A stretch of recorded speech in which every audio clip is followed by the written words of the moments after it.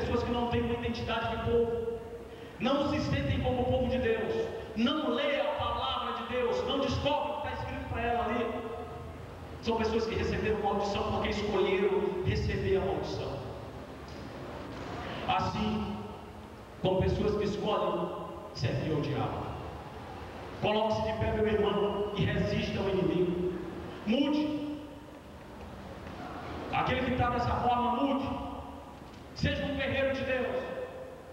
Porque é vergonhoso para o povo de Deus saber que existem pessoas que descaradamente servem ao diabo e por convicção sabem que vai para o inferno, mas mesmo assim servem o diabo de todo o coração, com todas as forças.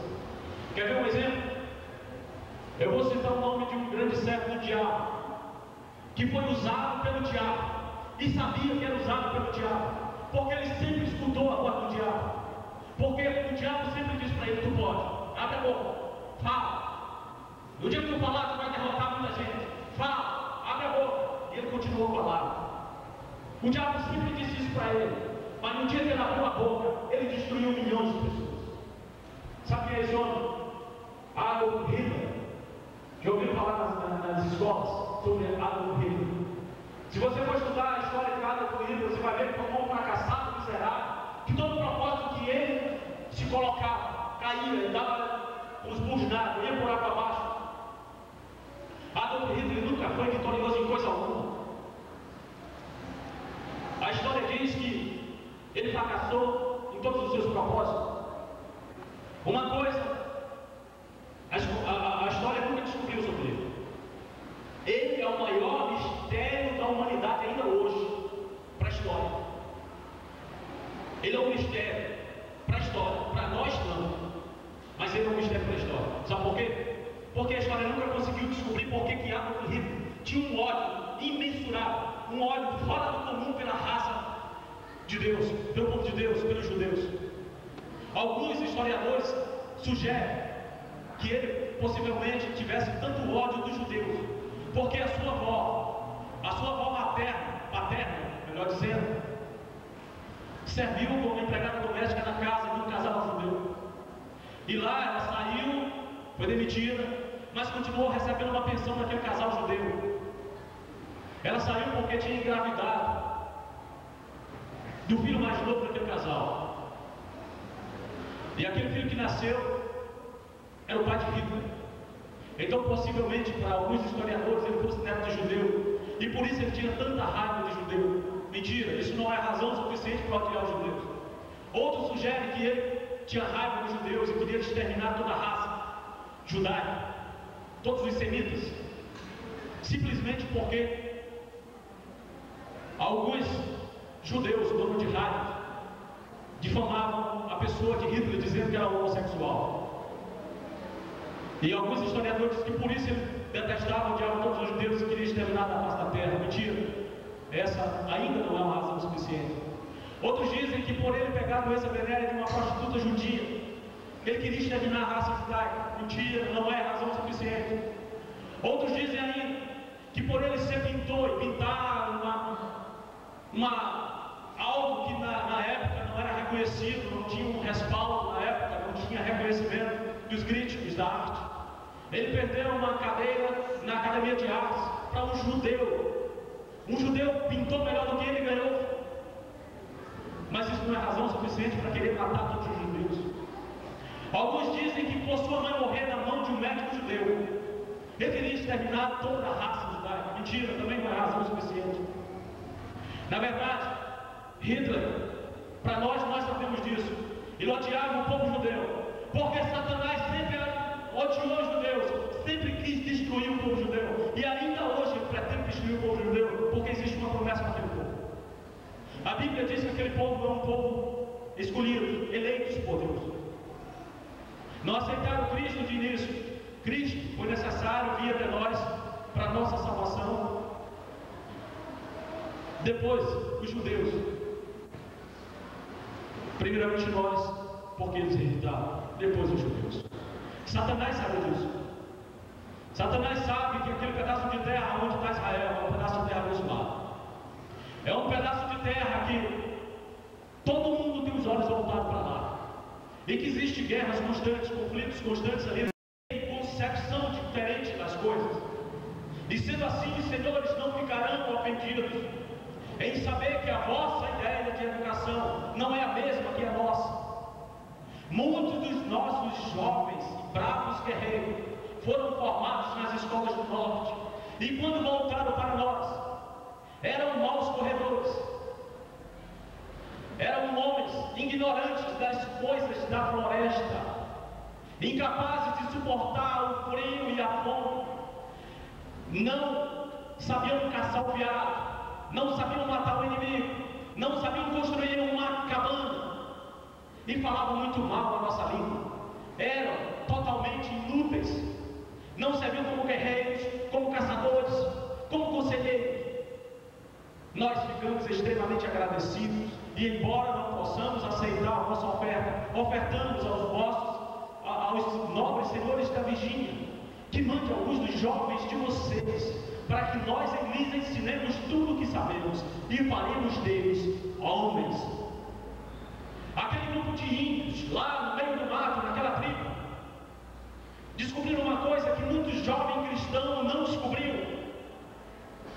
Quando eles enviaram pela primeira vez os seus jovens para as melhores escolas dos Estados Unidos, aqueles jovens voltaram formados, doutores da lei, homens cheios de conhecimentos, homens que sabiam falar muito bem. Porém, quando chegaram lá no meio da selva, que eles olharam e estava lá o inimigo ao seu redor, estavam as feras soltas pelo mar. Eles dizem aí na carta que eles eram péssimos corredores, eles não conheciam nada da floresta e eram incapazes, eles não serviam mais para o propósito da floresta. Aqueles índios descobriram isso, coisa que o povo de Deus precisa descobrir, que o que está lá no mundo não serve para nós, o que está lá no mundo é do mundo, nós somos um povo diferente. E ali, eles rejeitam aquela oferta, eles não querem aquilo para eles. E nós temos um grupo de jovens que precisam compreender isso, que a educação do mundo é a educação do mundo, não serve para vocês, não serve para mim.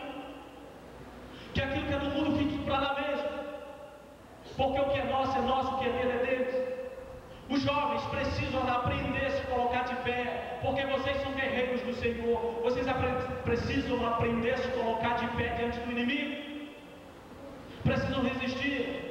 Precisam ter uma identidade de grupo. Que grupo? O povo de Deus. É esse conhecimento, é esse o propósito que Deus tem para cada um de nós, para que aprendamos a respeitar o povo que é o nosso povo. Os costumes do outro povo não nos servem, está longe do nosso propósito. Mas tem um bom grupo de jovens nas igrejas. A maioria dos jovens das igrejas, eles têm medo de resistir ao mundo. Eles têm medo de se colocar e dizer: olha só, está vendo, eu sou diferente.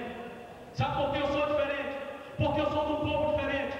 Porque eu venho de uma linhagem superior. Eu sou de um povo que não é nessa terra. Eu estou aqui de passagem, eu sou um peregrino aqui. Logo eu vou para a minha terra natal. Eu vou para a minha terra, que é o céu. Eu não sou daqui, por isso eu falo diferente. Por isso eu me posto diferente. Eu me visto diferente. Aquelas marcas que tinham no passado feito nas peles dos jovens eram marcas indeléveis, que não eram mudadas, que o tempo não mudava. Hoje as marcas que os jovens têm são inconstantes. A cada novela que vem uma nova moda. A cada tempo que se passa, são costumes diferentes, são formas de falar diferentes, são gírias, são palavreados diferentes. E às vezes, a gente que não está envolvido com isso, não compreende que linguagem está sendo dita ali. A gente não consegue saber nem o que a pessoa está querendo dizer, porque o falar foi totalmente alterado. E aqui vem o tema dessa mensagem: o jovem lê as fronteiras de hoje. Deus nunca levantou uma fronteira, quem levantou foi o diabo, e nós não temos que barrar diante delas.